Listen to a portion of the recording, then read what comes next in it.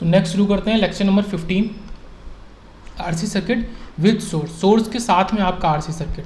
तो यहाँ पे क्या लेते हैं, कुछ इस तरीके से लेते हैं कि विद सोर्स के संग है, तो पहले तो आपका स्विच ओपन था तो कोई सोर्स नहीं था, सी आपका अनचार्ज एक एलिमेंट की तरह लगा हुआ था। जैसे आपने इसको उससे जोड़ दिया t = 0 पे, तो सोर्स आया, अब आपका ये चार्ज होना शुरू हो जाएगा। तो KVL से अगर लिखेंगे, और KVL से लिखेंगे वो भी कब के लिए, t > 0 के लिए। ओके, जब ये तीनों एलिमेंट आ गए, इसमें करंट फ्लो होनी शुरू हो गई I, तो V = IR प्लस 1/C, आपका 1/C I dt, integration of I dt। ठीक है, वोल्टेज क्या होता है एक कैपेसिटर के लिए, V = 1/C I dt। Okay, अब पूरे उसको differentiating with respect to, differentiating equation 1 with respect to किसके करेंगे, ओके dt के ही करेंगे, यहाँ पे मिसिंग हो गया होगा, ओके dt के। तो ये क्या हो जाएगा आपका, ये तो एक कांस्टेंट है तो ये 0 हो जाएगा। यहाँ पे क्या बच जाएगा, r तो पहले से ही, और i क्या हो जाएगा, ये i आपका di/dt बन जाएगा, क्योंकि हम डिफ्रेंशिएटिंग कर रहे हैं विद रिस्पेक्ट टू dt। और ये इंटीग्रेशन ऑफ dt क्या हो जाएगा, ये चला जाएगा जब उसको डिफ्रेंशिएट कर देंगे, i dt, integration of i dt आपका 1 हो जाएगा, सॉरी i हो जाएगा, ये i है, ये आपका i/c आ जाएगा, क्योंकि यहाँ पे 1/c था, तो इस तरीके से हो जाएगा। तो ये हो जाएगा differentiating with respect to t, differentiating ये इक्वेशन 1 मान सकते हैं, equation 1 with respect to t, okay, या differentiating i with respect to t, actually में हम i को डिफ्रेंशिएट कर रहे हैं। फिर क्या करेंगे, क्योंकि हमें इसका एक फर्स्ट ऑर्डर डिफरेंशियल इक्वेशन बनानी है, तो हमें di/dt अकेला चाहिए, अलोन चाहिए, तो हम r से डिवाइड कर देंगे दोनों तरफ, तो ये आपका हो जाएगा di/dt प्लस i/RC। अब i/RC में आपको साफ साफ दिख रहा होगा कि ये RC क्या है, टाइम कांस्टेंट है, ओके, इसका भी इस्तेमाल करेंगे। उसके बाद फिर जो हमने क्या कहाँ किया था, विद सोर्स RL सर्किट में किया था, तो वही विद सोर्स RC सर्किट में करेंगे कि IT = CF प्लस PI, वहाँ पे हमने VT किया था, VT = CF प्लस PI। तो CF आपका जो आपको पता है कि ट्रांजिएंट रिस्पॉन्स होता है, और PI आपका फोर्स रिस्पॉन्स, तो उसके लिए क्या कर देंगे, इसको 0 के इक्वल कर देंगे, ये अभी पहले से ही 0 के इक्वल हो गया है, तो di/dt प्लस i/RC = 0। तो comparing with inductor formula, inductor का आपका IT क्या होता था, A e−RLt होता था, ओके, A में ये मल्टीप्लाई हो जाता था, A वहाँ पे -V/R करके आ जाता था, ऐसा करके, ओके। तो सो फॉर कैपेसिटर अगर लिखेंगे तो उसको सेम कंपेयर करके लिख देंगे, ओके, सॉल्व नहीं किया बकायदा इसको, ये CF है, CF के लिए वहाँ तो हमने सॉल्व किया था, यहाँ पे सॉल्व ना करके कंपेयर करके लिख देंगे, IT = A e−t/RC। तो ये कुछ आपका ऐसा हो जाएगा, IT = A e−t/RC क्या है आपका टाइम कॉन्स्टेंट, ओके। फिर वापस ऊपर आते हैं, पर्टिकुलर इंटीग्रल की बात करेंगे, तो पर्टिकुलर इंटीग्रल आपका स्टेडी स्टेट रिस्पॉन्स है या फिर फोर्स रिस्पॉन्स है, ओके। ये CF तो हो गया था। यहाँ पे क्या है, DC सोर्स के लिए आपको पता होना चाहिए कि कैपेसिटर एक जब उसके अक्रॉस करंट 0 है तो वो एक ओपन सर्किट की तरह काम करेगा, ओपन सर्किट कैपेसिटर की तरह। जब आपका मतलब कोई भी एलिमेंट है जिसके अक्रॉस करंट 0 है तो वो ओपन सर्किट की तरह काम करेगा। तो आपका यहाँ पे CS की बात करेंगे, तो ये आपका हो जाएगा IT = आपका ये क्या है, complete response, CS is complete response, तो कंप्लीट रिस्पॉन्स आपका IT = CF प्लस PI। तो जब यहाँ पे क्या है कि करंट 0 है तो ये ओपन सर्किट की तरह काम कर रहा है, तो यहाँ पे आपका PI हो जाएगा 0, तो ये PI हो गया 0, ओके, PI हो गया 0, ये PI है, ये 0 हो गया। तो आपका CS क्या आ गया, E e−t/RC, तो IT = A e−t/RC के इक्वल आ गया। नाउ फाइंडिंग ए, अब A को फाइंड करेंगे, A को फाइंड करने के लिए हम RL सर्किट से लेते हैं, from RL circuit A = I0 plus -I∞। तो यहाँ पे भी हम वही लेंगे कि यहाँ पे I की जगह V लेंगे, तो t = 0 पे VC क्या है, अगर 0 है, वोल्टेज 0 है, क्योंकि कोई कनेक्शन नहीं था, ये कनेक्शन क्या है, ये ओपन है, कोई कनेक्शन ही नहीं था, तो आपका 0+ पे भी आपका 0 ही रहेगा, VC सबको पता है, ओके। बाद में क्या हो जाएगा, जब कनेक्शन हो जाएगा, जब ये कनेक्शन हो जाएगा, आप इसमें KVL लगाओ, KVL लगाओगे तो इसमें ये तो V है, ये V है, इसके क्रॉस VR है, और इसके क्रॉस VC है, तो V किसके इक्वल आ गया, VR प्लस VC। तो ऐसे स्टेप बाय स्टेप चलते चल रहे हैं। तो यहाँ पे t = 0+ कर देखेंगे तो आपका 0+ पे VC तो हो जाएगा 0, तो V किसके इक्वल बचेगा, केवल IR के इक्वल बचेगा, तो I किसके इक्वल बचेगा, V/R के इक्वल बचेगा। और PI के लिए I∞ भी आपका 0 है, स्टेडी स्टेट में करंट भी आपका 0 है, कोई करंट नहीं फ्लो रहा होगा स्टेडी स्टेट में, क्योंकि स्टेडी स्टेट का क्या मतलब है कि कैपेसिटर ऑलरेडी या तो पूरा चार्ज हो चुका है या तो पूरा डिस्चार्ज हो चुका है, दो ही केस हो सकते हैं। तो आपका यहाँ पे I∞ भी 0 हो जाएगा, तो जैसा वहाँ पे आया था लगभग वैसा ही आया कि A = V/R आ गया यहाँ पे, वहाँ माइनस था, यहाँ केवल V/R है, तो ये चीज़ यहाँ पे आ गई। ये पूरा तरीका केवल और केवल A को सॉल्व करने के लिए हमने लिया था, okay, A equal to V by R आ गया। अब फिर से वापस आते हैं आई टी पे। आई टी किसकी इक्वल है, A E raise to minus T by R C. तो ए की जगह वी बाई आर आप डाल देंगे, ए की जगह वी बाई आर डाल देंगे, कोई दिक्कत नहीं है। तो I T equal to V by R E raise to minus T by R C के इक्वल आ गया। A equal to I T equal to V by R E raise to minus T by R C. तो ये equation काफ़ी important है। Okay, अब यहीं से अगर हम रिलेशन बनाना चाहें तो आई टी प्रोपोर्शनल है किसके, ई रेज टू माइनस के। तो इसी वजह से ये आपका डिकेइंग ग्राफ बन जाएगा आई का। ये किसका ग्राफ है, आई या आई टी का विद रिस्पेक्ट टू टी। ये डिकेइंग ग्राफ है जिसका पीक वी बाई आर है plus V by R. Okay, तो यहाँ पे जैसे आई टी का बनाया और फिर हम बनाएंगे वी आर का और वी सी का। जैसे वहाँ पे बात करी थी कि अलग अलग बनाया था, वहाँ पे वी टी का बनाया था, आई आर का और आई एल का। तो ये इस तरीके से कुछ इनके ग्राफ ये बनाएंगे। तो यहाँ पे ये ऊपर वाले तीनों हो गए। तो आई टी का तो हमने देख लिया डिकेइंग। फिर वी आर का बात करते हैं। V R equal to I R. अब ये तो सिंपल है, बट आई की जगह हमने ये रख दिया V E raise to minus T R by C करके। तो ये आपका क्या दे देगा, क्योंकि यहाँ पे ये v बाई आर है और इसमें r मल्टीप्लाई हो रहा है, तो इस वजह से r बचेगा ही नहीं। तो इसका पीक केवल और केवल v मिल जाएगा आपको, और ये भी डिकेइंग हो जाएगा उसी की तरह, क्योंकि ये भी वी आर भी आपका ई रेज टू माइनस के प्रोपोर्शनल है। तो ये भी डिकेइंग हो गया। अब आगे देखते हैं। ये तो इतनी बात हुई आपकी, ये अलग चल रहा है और ये अलग आ गया आपका। ओके, तो VC की बात करते हैं। VC is 1/c integration of 0 से t i dt। अब I में हम रख देंगे अपना I v upon R E raise to minus T by R C. ये हमने I की जगह रखा है पूरा, और अलग से कुछ भी नहीं है। तो 1/c 0 से integration t v upon R E raise to minus T by R C D T. तो VC देखेंगे, अगर VCT निकालेंगे तो ये क्या हो जाएगा, इसका इंटीग्रेशन करेंगे, v बाई आर को बाहर लेंगे, सब कुछ सॉल्व कर करा के ये आपका कुछ minus V E raise to minus T by R C और प्लस v के इक्वल आ जाएगा VCT। अगर VCT की बात करेंगे तो ये इसके इक्वल आ जाएगा। देखो ऐसा क्यों है, आपको दिख भी रहा होगा, यहाँ से ये माइनस 1/r आपका बाहर आएगा। ओके, ये चीज़ बाहर आएगी, तो कुल मिला के केवल RC बाहर आएगा। मतलब इंटीग्रेशन जब करते हैं तो आपका जो कांस्टेंट नीचे आता है ना, आपको इतना याद होगा, इंटीग्रेशन करते हैं तो कांस्टेंट 1/a से होता है। अब ये खुद क्या है, तो ये a की जगह क्या है 1/RC, तो ये RC चला जाएगा ऊपर, तो इसमें ऊपर मल्टीप्लाई हो जाएगा। जब ऊपर मान लो यहाँ पे मैंने RC मल्टीप्लाई कर दिया, तो ये C इससे गया, R इससे गया, तो ये जो C और R है ये दोनों चले जाएंगे आपके। ओके, ये दोनों चले जाएंगे। जब ये दोनों चले जाएंगे तो आपका कुछ ऐसा ही बचेगा, minus V E raise to minus T by R C और प्लस वी इसमें कांस्टेंट हमने जोड़ दिया है। ओके, यहाँ से जनरल इक्वेशन निकालेंगे VCT की, और इसी का कंपेयर करें तो वहाँ पे हमने जनरल इक्वेशन निकाली थी ILT की।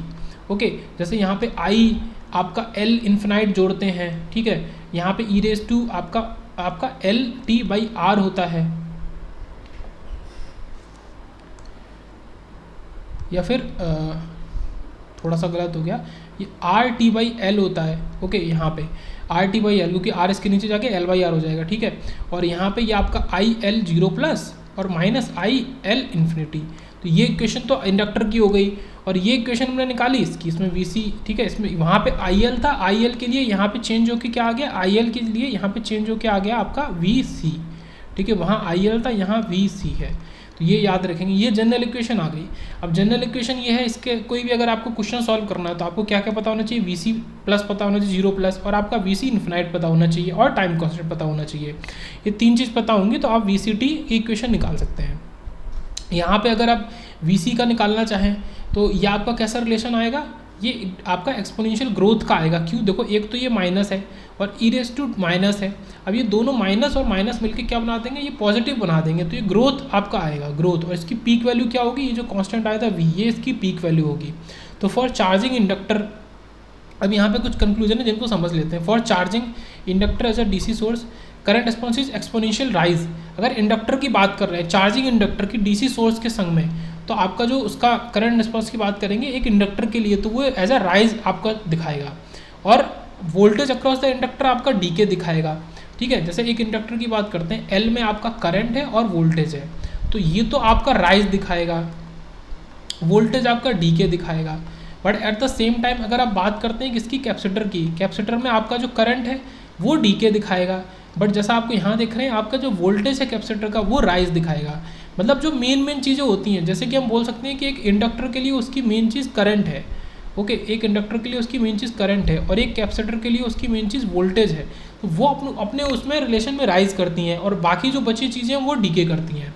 Okay, for capacitor DC source यहाँ पे भी वही चीज़ है कि ठीक है, डैश इज ये आपका पूरा, but voltage across the response is ये डीके है।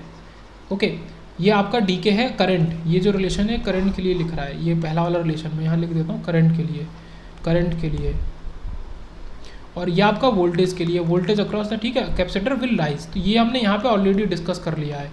ओके, ऑलरेडी डिस्कस कर लिया कैपेसिटर में क्या राइज करेगा और इंडक्टर में क्या राइज और क्या डीके करेगा। फाइनल क्या है, हमने टोटल 4 केसेस पढ़े। आरएल सर्किट आपका सोर्स फ्री पढ़ा और विद सोर्स पढ़ा। विद सोर्स कैसा था, जहाँ पे वो शुरू में तो खाली था, शुरू में तो आपका खाली था, बट फिर हमने उस स्विच को बंद करके उसको सोर्स के संग जोड़ दिया। ये सोर्स के संग यहाँ पे एक रजिस्टर है। अब यहाँ तो यहाँ इंडक्टर हो सकता है या तो कैपेसिटर हो सकता है, ये इंडक्टर है, कैपेसिटर हो सकता है या इंडक्टर हो सकता है। तो ये तो आपका विद सोर्स आया। और सोर्स फ्री वाला क्या है कि इनिशियली तो आपने जोड़ के रखा है, ठीक है, initially connected with source, but बाद में आपने हटा दिया कनेक्शन।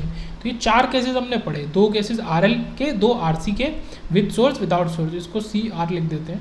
तो इस तरीके से है।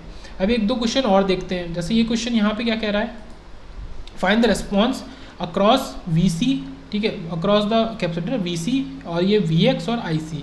ओके, ये 3 चीज़ आपको बतानी है। VX क्या है, VX ये वोल्टेज है जो इसके अक्रॉस है। ओके, VX ये वोल्टेज है जो इसके क्रॉस है। ओके, IC क्या है, करंट है जो कैपेसिटर में जा रही है। VC क्या है, कैपेसिटर का आपका वोल्टेज है। तो ये अलग अलग चीज़ें हैं, इनमें से आपको आंसर बताना है कि वैन कंडीशन क्या दी है, initial voltage across the capacitor is V0 equal to 3 volt. यहाँ पे ये बहुत इंपॉर्टेंट है कि उन्होंने क्या क्या कह दिया कि V इनिशियल अगर वोल्टेज बात करें कैपेसिटर पे तो वो 3 वोल्ट उसमें ऑलरेडी है। क्यों, क्योंकि इस पूरे सर्किट में कहीं भी कोई भी सोर्स नहीं है, इस पूरे सर्किट में। तो इसीलिए उन्होंने कहा है कि पहले से उस पर कुछ वो है। तो ये कैसी कंडीशन है, विदाउट सोर्स है या फिर सोर्स फ्री सर्किट की, सोर्स फ्री RC सर्किट की कंडीशन है कि सोर्स फ्री है। तो ऐसी कंडीशन हमने कहाँ पढ़ी थी, जिसमें हमने जनरल इक्वेशन निकाली थी, जस्ट अभी पीछे पढ़ी थी जनरल इक्वेशन वाली, जहाँ पे पहले तो सोर्स से जुड़ा हुआ था, फिर आपने उसको जनरल इक्वेशन तो हमने विद सोर्स निकाली थी। ये और पहले कंडीशन पड़ी थी जहाँ पहले तो सोर्स जुड़ा हुआ था, फिर आपने क्या किया था कि ये जो स्विच था इसको ओपन कर दिया था। यहाँ कैपेसिटर और ये इंडक्टर था, कुछ इस तरीके से। ये चीज़ यहाँ पे करनी है। ओके, उसके लिए आपको अगर यहाँ पे हम समराइज़ करें, पहले हम VX को ना देखें, ठीक है, आप VX को मत देखो, तो आप डायरेक्ट इसको देखो तो आपको क्या दिखेगा, 6 ओम, 2 ओम, 8 ओम और 8 पैरेलल। तो 8 और 8 पैरेलल क्या देगा, 4 ओम। तो देखो यही चीज़ यहाँ पे करिए, 4 ओम आपका इसके संग ऐसे सीरीज़ में है 0.5 फेरेड के संग। ओके, ये 0.5 फेरेड है और ये इसने आपको ये भी दे दिया कि V0 जो है इसमें 3 वोल्ट है, तो ये पहले से दे दिया है। तो यहाँ पे VC की बात करते हैं, सबसे पहले VC निकालते हैं। VC का डायरेक्ट फार्मूला रहता है आपका V0, ठीक है। अब कुछ चीज़ें यहाँ पे दिमाग में रखने वाली हैं कि जब आप विद सोर्स की बात करते हो, जहाँ पे आप जनरल इक्वेशन निकालिए, देखो ये वाला केस विद सोर्स, मतलब ये केस आपने पहले कनेक्शन नहीं था, आपने फिर कनेक्शन जोड़ा है, जब आपने स्विच पे ऑपरेट किया तो कनेक्शन सोर्स के साथ हो गया, तो ये विद सोर्स केस है। और जहाँ पहले से सोर्स के संग जुड़ा हुआ है, आपने स्विच को ऑपरेट करने के बाद उसको ओपन कर दिया तो कनेक्शन हट गया सोर्स से, वो विदाउट सोर्स है। तो आप विद सोर्स वाली कंडीशन में जनरल इक्वेशन लिखते हो, ये याद रखेंगे, ठीक है। जनरल इक्वेशन विद सोर्स वाली कंडीशन में लिखते हो, ये विदाउट सोर्स है। तो यहाँ पे आपकी equation VC equal to V0 e−t/RC ये होती है। ऐसे इंडक्टर के लिए आपका IL इक्वल टू आपका ये I0 और e−t और ये RT/L ये इसकी होती है।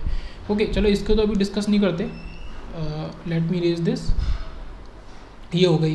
तो ये आपने V0 उसको आपने दिया था, उसको इस्तेमाल कर लिया, 3 वोल्ट उसने दिया था, e−t और R आपने निकाला ये, और ये आपका C, तो ये आपने इस्तेमाल करके VC की इक्वेशन निकाल ली, 3e−t/2, ये पूरी VC की इक्वेशन आ गई। तो VC आपको निकालना था, फिर VX निकालना था, फिर IC निकालना था।